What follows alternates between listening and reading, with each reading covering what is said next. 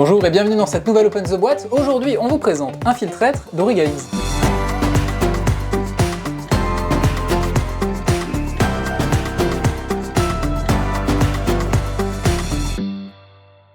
Un filtre-être, c'est un jeu de John et Liam Keane, illustré par Mansoon. C'est un jeu dans lequel vous allez jouer des espions, ou plutôt, vous allez devoir démasquer les espions qui se sont infiltrés dans votre organisation, dans votre agence de renseignement. Ça porte bien son nom, un filtre-être. Ah ouais, c'est un très beau jeu, un très beau jeu de mots.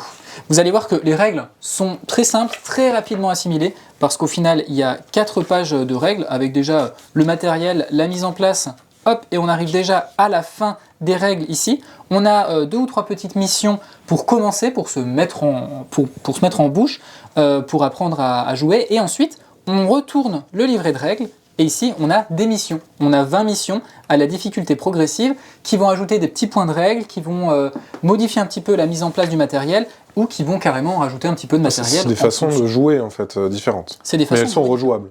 Elles sont rejouables, donc ouais. Soit on choisit de le faire en mode campagne et on joue tout les unes après les autres, 1 à la mission 20, soit on choisit, oh bah tiens, on a bien aimé la mission 15 et on peut la refaire.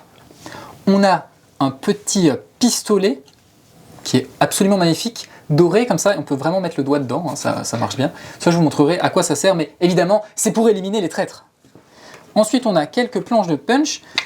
Parmi ces planches, on a ici des petits tableaux qui vont nous permettre, oui parce que je ne l'ai pas dit, c'est un jeu de déduction, hein, c'est un jeu de déduction qui se joue à partir de 10 ans pour 2 à 5 joueurs, et il faut compter à peu près 30 minutes pour y jouer.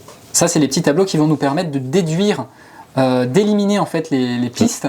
Donc en se disant, si c'est pas le 4, si c'est pas le 5, si c'est pas le symbole rouge, on va pouvoir les effacer. Voilà. Ensuite, on a des petites balles qui vont avec le pistolet, évidemment, des cartouches. On en aura plus ou moins en fonction du nombre de traîtres. On va avoir ici des petites tuiles qui vont nous permettre de savoir à tout moment de la partie combien de traîtres doivent être éliminés, puisqu'on va en avoir plus ou moins en fonction du nombre de joueurs, mais aussi en fonction de la difficulté de la mission.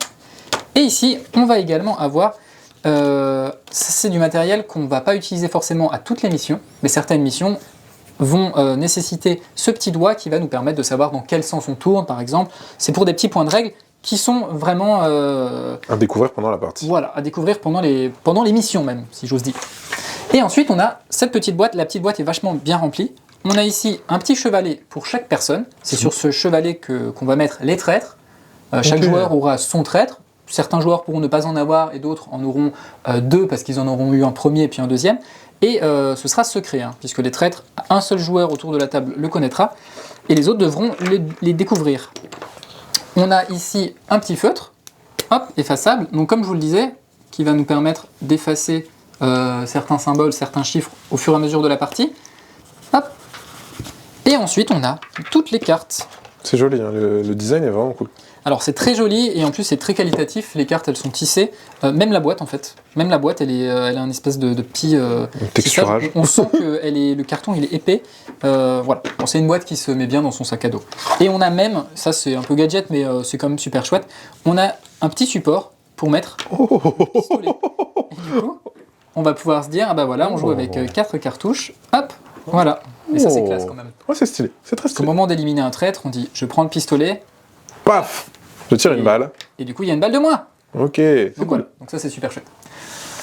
Hop, concrètement, comment ça va se jouer ? C'est un jeu de déduction. Donc, on va mélanger toutes les cartes. Vous voyez que sur les cartes, on a plusieurs informations. On a une couleur, par exemple le rouge. On a un symbole, par exemple le pistolet. Et on a un chiffre, par exemple le 5.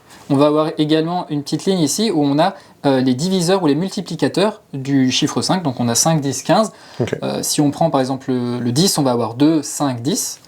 L'objectif, ça va être que chaque personne de l'organisation va avoir des cartes dans sa main et un petit peu à la manière d'un similo, on va pouvoir poser des cartes à côté des cartes traîtres en disant voilà, alors moi je sais que par exemple ce traître là c'est le 5 rouge, je le pose devant moi, personne à part moi ne le connaît et les joueurs vont pouvoir donner me poser des indices. Questions. Okay. Par exemple en posant cette carte ici, ils vont me dire dis-moi si s'il y a au moins une caractéristique qui est commune ou s'il n'y a rien de commun. Moi, je sais que j'ai pris le 5 rouge, il y a au moins le rouge qui est bon, donc je vais la laisser à la verticale. Okay. Au contraire, si par exemple c'était un 1 vert, là c'est un mauvais exemple, mais un 2 vert, le 2 n'est ni un diviseur commun de 5, c'est pas la bonne couleur, c'est pas le bon chiffre, Donc je vais pouvoir le mettre à l'horizontale pour dire que ce n'est pas un bon indice. Il n'y a aucun trait commun entre les deux cartes traîtres. C'est là qu'on utilise la tuile en disant ok, elle n'est pas verte, ok, c'est pas un 2, c'est pas un 4, c'est pas un 6, c'est pas un 8, ok, elle est rouge ou etc. Okay. Voilà, c'est ça. Au fur et à mesure, on en déduit petit à petit qui est le traître, et une fois qu'on a l'impression d'avoir compris qui est le traître, on peut prendre le pistolet et tirer sur le traître.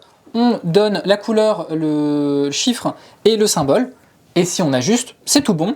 Si au bout d'un moment dans la partie on a utilisé trop de balles et qu'il y a plus de traîtres que de balles restantes, on a perdu la partie. Okay. Si on n'arrive pas à trouver tous les traîtres, on a perdu la partie. Okay.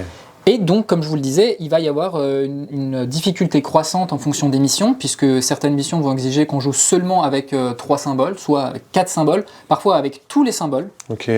Voilà. Et donc ce sera plus ou moins difficile. Donc un jeu de déduction où il faut éliminer les traîtres. C'est plutôt sympa et c'est pour des parties de 30 minutes, donc c'est plutôt chouette et le côté campagne est très agréable. Voilà, c'était une présentation de Infiltraître et bien sûr on vous fait des bisous, on vous dit à la prochaine et vous verrez, il est taupe.